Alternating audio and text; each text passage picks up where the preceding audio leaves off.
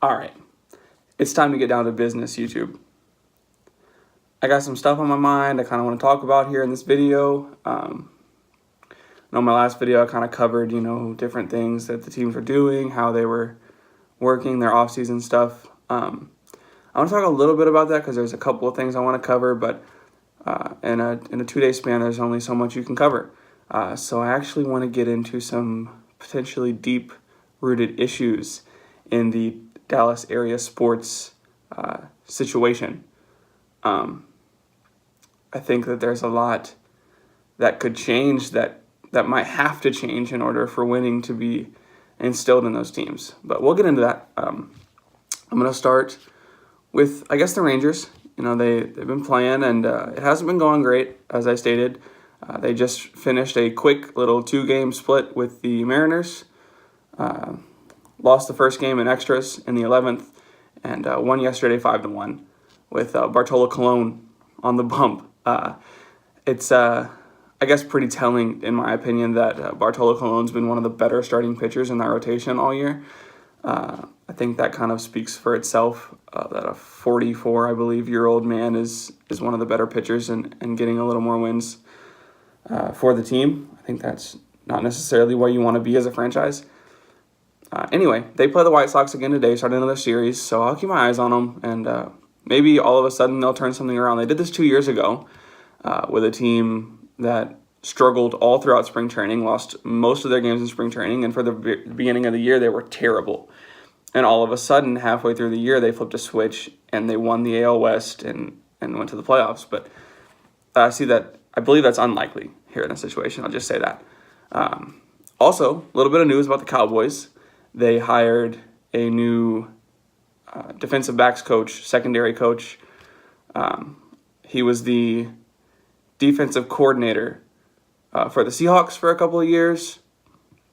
I believe his name, Chris Richards. Chris Richards, I'm pretty sure was his name. I looked it up just a second ago, and I forgot his last name. Chris Richards, I think, is his name. He's the new secondary coach, defensive backs coach, and he was an assistant at Seattle for years and the defensive coordinator for the last 3 years. He oversaw basically the Legion of Boom, that incredible secondary that took the Seahawks to back-to-back Super Bowls, winning one. So I think that's an exciting hire. He's a younger guy, he's in his late 30s. So that's an exciting hire for the Cowboys, I think, is that they try to build a young, talented secondary around Jordan Lewis and Chidobe Awuzie and players like that. And I think that's exciting. So cool. We'll see how that goes. It's a good assistant coach hire, in my opinion. I think that's about it. The Mavericks. So I tweeted when it happened. If you don't follow me on Twitter, the link will be in the description. Click on it. Follow me on Twitter. I tweeted about it, but the Mavericks actually got the 5th pick from the lottery, which is a little disappointing. You go in, you have great odds, and I think they slide at least one spot there from their odds. And that almost definitely puts them out of the running for Luka Doncic, who will most likely go 1. And it hurts their chances greatly of getting someone like Marvin Bagley, who we talked about in the last video, because it's unlikely he'll slide all the way to 5. So unless the Mavericks decide to make a move and move up, it does not seem likely that they'll get either one of those guys. I tweeted this. I think that they could easily end up with Mo Bamba from Texas, which personally I'd be a little disappointed with. I wasn't overly impressed with him at Texas. He, to me, was a little bit too passive down low offensively. However, that could be a system issue. It could have been the way Shaka Smart was coaching the team. It could have been, just the way that the team ran, and that could change completely when he gets to the pros. So we'll see. And if the Mavericks get him, I hope he's great. I think I have to sneeze. No, okay. I might have to sneeze in a bit. But anyway, we're going to move on, and I'm going to talk about kind of what I wanted to talk about in this video, and that's some issues that I think surface on most of these Dallas area teams and their franchises. So I really, truly believe that at least 3 of the 4 teams have strong top level type issues. I think when you look at the Cowboys and the Mavericks, you look directly at their owner and you say, this team may never be a great franchise with this guy as the owner, fill in the blank with Jerry Jones or Mark Cuban. The Mavericks is a little less of an argument, in my opinion. They won a championship in 2011, which in retrospect is not that long ago, 7 years. The only Texas sports championship that has happened that I was old enough to remember, the Dallas Stars won in 99, but I was 2. So in 2011, it's the only one. I was there, I was watching the game, I saw them win, and it was incredible. But let's get into kind of what I want to talk about with that. So Jerry Jones, I think we can all agree, most of us anyway, that Jerry Jones has been a little bit of a problem for the Cowboys simply because he wants to be too involved with what's going on as the owner and not let his general manager and his coaching staff and his son, for that matter, really take control of what's happening. So I think that started when Jimmy Johnson was forced to leave the Cowboys and Barry Switzer was hired. It started happening where coaches were hired that it felt like were going to be little puppets to Jerry Jones's game. And if they didn't coach a certain way, if they didn't do the certain things that Jerry Jones wanted done, it didn't feel right. And I think Jason Garrett is just the latest installment of that. I think that there are much better coaching options. I thought when they were looking for coaches, I thought they could have easily lured someone like Bill Cowher back into coaching and gotten him as the head coach of the Dallas Cowboys. And I think that would have been an amazing hire. But, we have Jason Garrett, and they've been to the playoffs a couple of times, but they've not done much. They've gotten out of the first round, I think once in the last multiple years, and they just simply haven't been good enough. Now, whether that changes this year or not, I hope so. But I think that the top of the franchise is the problem. And I think Jerry Jones is the problem. And I think that that's something that also rears its head with the Mavericks with Mark Cuban. He's also super involved with what happens with that franchise. And it, to me, when you look at a lot of really good sports organizations, you don't hear much about the owner. I do think you hear a decent amount about someone like Robert Kraft of the Patriots as the owner. But what you don't hear is him taking control of what's happening with the team.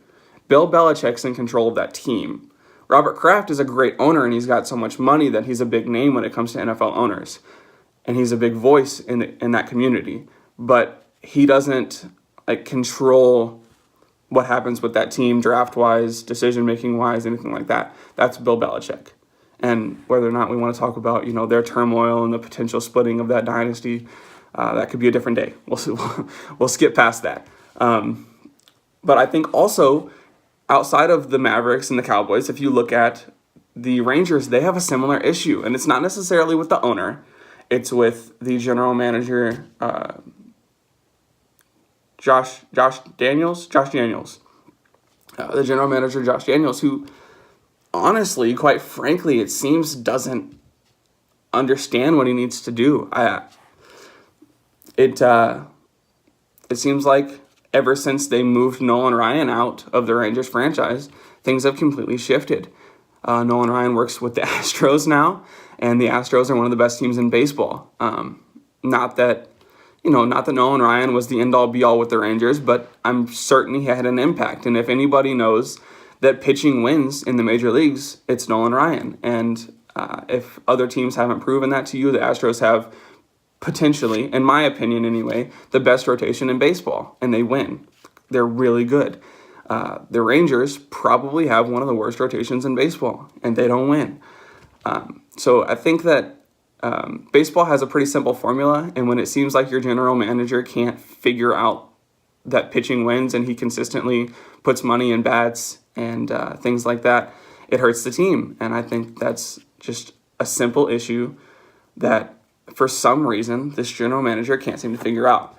And I know that maybe this is stepping on a little bit of toes for anybody, that doesn't seem to have an agreement with me, but I wanted to have a little rant and talk about, what I think some of the biggest problems are with Texas sports, because quite frankly, there hasn't been a lot of success for the size of these franchises in recent years. I mean, the Cowboys were incredible in the 90s when they had Jimmy Johnson as their head coach, and Michael Irvin, and Troy Aikman, and Emmitt Smith.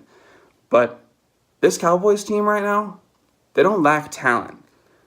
Now, their defensive side of the ball is a little bit lacking in some respects. I understand that. But this team has talent, and it should be a playoff team probably every year.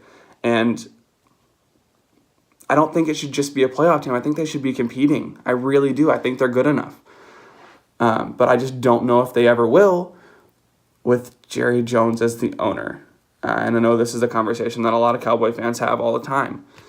So I just wanted to kind of get that stuff out in the air, off my chest, things like that, and talk to you guys about it. And I hope that I spark a little bit of a conversation. Leave your stuff in the comments and let me know what you think about this issue.